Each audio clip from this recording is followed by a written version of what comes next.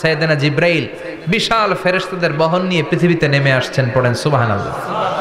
এসে বললেন, ইয়া রাসূলুল্লাহ, আমি 1,40,000 ফেরেশতা নিয়ে নেমে এসেছি। আপনি কি জানেন না, ঠিক একটু আগে মদিনাতে আপনার এক প্রিয় সাহাবা, তার নাম হচ্ছে মুআবিয়া ইবনে মুআবিয়া আল মুজানি, একটু আগে শেষ নিঃশ্বাস ত্যাগ করেছে।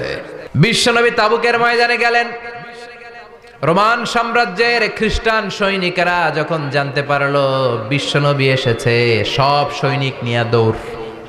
আইজো দৌড়, কাইলো দৌড়, কই যুদ্ধের দরকার নাই, ভিক্ষা লাগবো না, আগে কুত্তা ঠেকান, সব দৌড়। কোন যুদ্ধ ছাড়াই বিশ্বনবী জিতে গিয়েছে, কোন সুবহানাল্লাহ।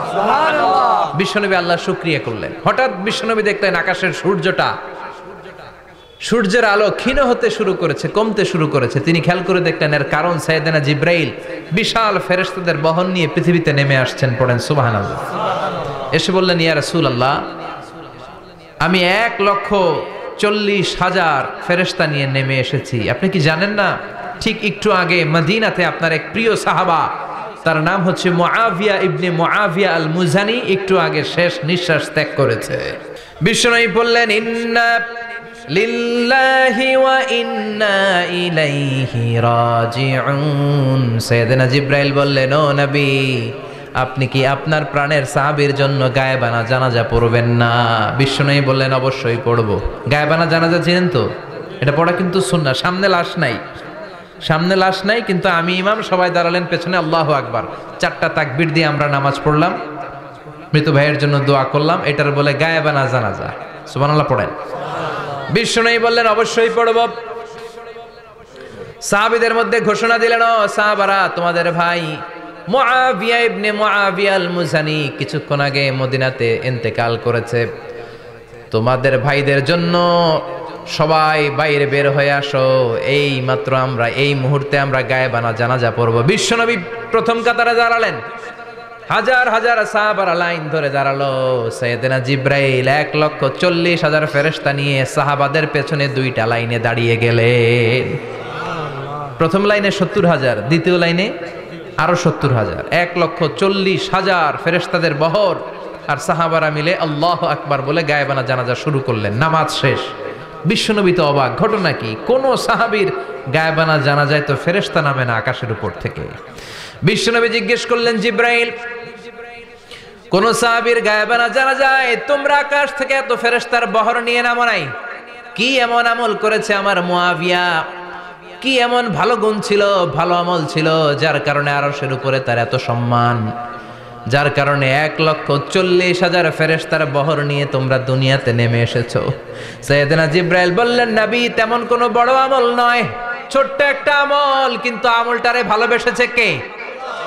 আপনার এই প্রিয় সাহাবী হাঁটতে বসতে চলতে ফিরিতে সব সময় পড়তো, কুল হুয়াল্লাহু আহাদ আল্লাহুস সামাদ লাম ইয়ালিদ ওয়া লাম ইউলাদ ওয়া লাম ইয়াকুল লাহু কুফুয়ান আহাদ। পড়েন আল্লাহু আকবার। আল্লাহু আকবার। এজন্য বেশি বেশি সূরাতুল ইখলাস তেলাওয়াত করতে রাজি আছেন তো? ইনশাআল্লাহ। মনে থাকবে?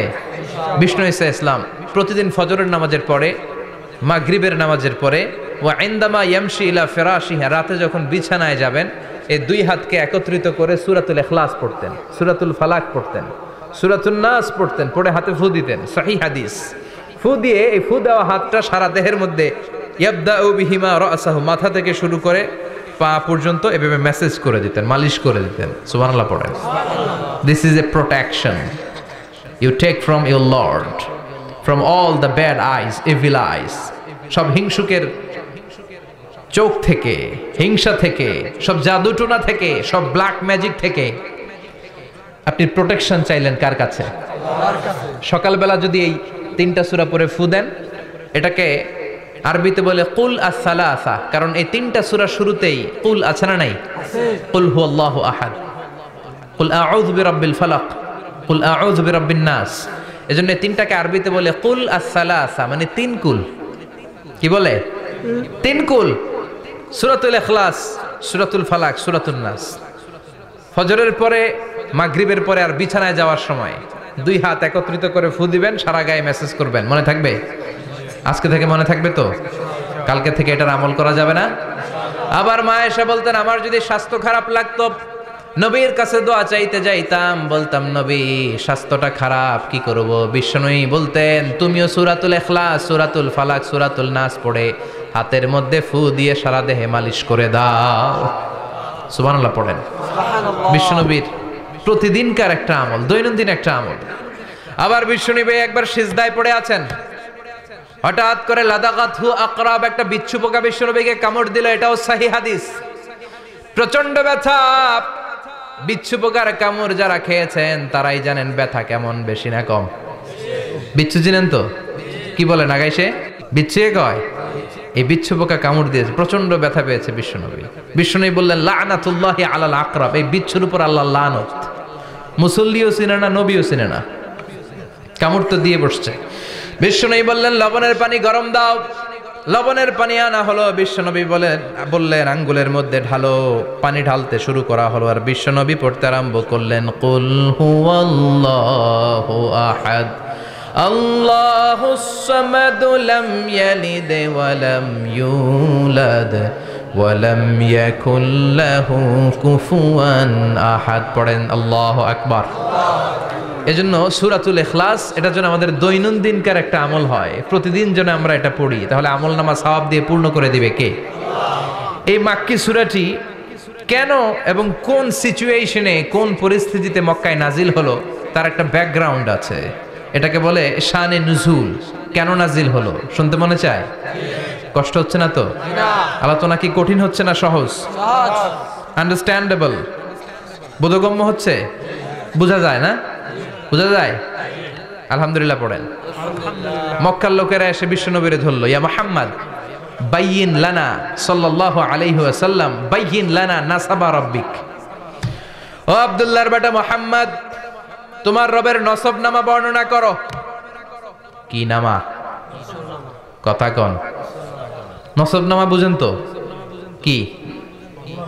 হ্যাঁ, বংশ পরিচিতি। মাশাআল্লাহ। নসবনামা মানে বংশ পরিচিতি, বংশধারা, বংশ তালিকা। যেমন আমার নাম মিজানুর রহমান, আব্বার নাম আলী আহমদ, দাদার নাম জাইনুল আবিদিন, তার বাপের নাম মাকরাম। এটা আমার বংশ পরিচিতি। তার মানে মিজানুর রহমান ইবনু আলী আহমদ ইবনু জাইনুল আবিদিন ইবনু মাকরাম, এটা আমার নসবনামা। আপনার নাম কি? জালালউদ্দিন ভাই। বাবার নাম ইন্তাজালি। এর বাবার নাম ভুলে গেছি। হ্যাঁ, ইনসাফ আলী। তার বাবার নাম খেয়ে ফেলাইছি। আপনার আব্বার নাম? মোহাম্মদ আব্দুল লতিফ। দাদার নাম? তার বাবার নাম খেয়ে ফেলাইছি। আমি তো কমপক্ষে 4টা বলছি নাকি? বিশ্বনবীর বাবার নাম আব্দুল্লাহ, তার বাবার নাম আব্দুল মুত্তালিব, তার বাবার নাম হাশেম, তার বাবার নাম আব্দে মানাফ, তার বাবার নাম কিলাব, তার বাবার নাম কুসাই, তার বাবার নাম মুররা, তার বাবার নাম গালেব, তার বাবার নাম ফেহের। এভাবে যেতে যেতে আদনান, যেতে যেতে ইসমাইল, যেতে যেতে তার বাবার নাম ইব্রাহিম, যেতে যেতে যেতে শীস আলাইহিস সালাম, তার বাবার নাম আদম আলাইহিস সালাম। 50 জেনারেশনস, 50টা বংশ পরিক্রমা আছে। 50টা বংশের ব্যবধানে বিশ্বনবী সাইয়েদনা আদমের সাথে মিলে গেছে। পড়েন সুবহানাল্লাহ। তার মানে মুহাম্মদ ইবনে আব্দুল্লাহ ইবনে আব্দুল মুত্তালিব ইবনে হাশেম ইবনে আব্দে মানাফ ইবনে কিলাব ইবনে মুররা, এইভাবে বিশ্বনবীর নসবনামা। কথা বুঝতে পেরেছেন? বিশ্বনবীর কাছে এসে মক্কার লোকেরা বলে মুহাম্মদ বাইয়িন লানা নাসাবা রাব্বিক, তোমার আল্লাহর নসবনামাটা কও। তোমার আল্লাহর বাবার নাম কি? ওনার বাবার নাম কি? ওনার বাপের নাম কি? ওনার বাপের নাম কি? তার বাপের নাম কি? এরা মনে করছে আল্লাহর নসবনামা আছে। নাউজুবিল্লাহ পড়বেন না? ও মুহাম্মদ, সব সময় আল্লাহর কথা বলো, আল্লাহর দাওয়াত দাও, আল্লাহর সিজদা দিতে বলো, আল্লাহর জিকির করতে বলো, আল্লাহর নসবনামাটা শোনাও। আল্লাহর বাবার নাম কি? দাদার নাম কি? পরদাদার নাম কি? বিশ্বনবী রেগে গেলেন। সাইয়েদনা জিব্রাইল বললেন, ও নবী রাখবেন না, রেগে যাওয়ার দরকার নাই। ওদের প্রশ্নের উত্তর দেওয়ার জন্য ছোট্ট একটা সূরা আরশের উপর থেকে নাজিল করেছে কে? ও নবী, ওদের মুখের উপর আপনি শক্ত ভাষায় বলে দেন, আল্লাহর কোনো নসবনামা নাই, আল্লাহর বাবা দাদা কিচ্ছু নাই। আপনি পড়েন কুল হুয়াল্লাহু আহাদ আল্লাহুস সামাদ লাম ইয়ালিদ ওয়া লাম ইউলাদ ওয়া লাম ইয়াকুল লাহু কুফুয়ান আহাদ। পড়েন সুবহানাল্লাহ। কুল হুয়াল্লাহু আহাদ। ও নবী আপনি বলেন তিনি হলেন আল্লাহ, তিনি হলেন আহাদ, একক, একক। আল্লাহুস সামাদ, তিনি অমুখাপেক্ষী। লাম ইয়ালিদ ওয়া লাম ইউলাদ, জন্ম দেয় নাই, কারো কাছ থেকে জন্ম নেয়ও নাই। ওয়া লাম ইয়াকুল লাহু কুফুয়ান আহাদ, গোটা বিশ্বে তার মতো কেউ নাই, তিনি তার মতো। কাফেররা তো টাসকি খেয়ে গেছে। সুবহানাল্লাহ পড়েন।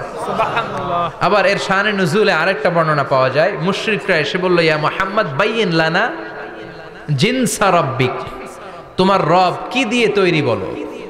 ও মুহাম্মদ, আমরা মানুষ মাটির তৈরি, ফেরেশতারা নূরের তৈরি, আর জিন জাতি হলো আগুন দিয়ে তৈরি, আমাদের ঘরের আসবাবপত্রগুলো কাঠের তৈরি। এবার বলো তোমার আল্লাহ কিসের তৈরি? আহুয়া মিন ফিদ্দা, তোমার আল্লাহ কি রূপার তৈরি? রূপার খোদা। আহুয়া মিন যাহাব, নাকি সোনার খোদা, স্বর্ণ দিয়ে বানানো আল্লাহ।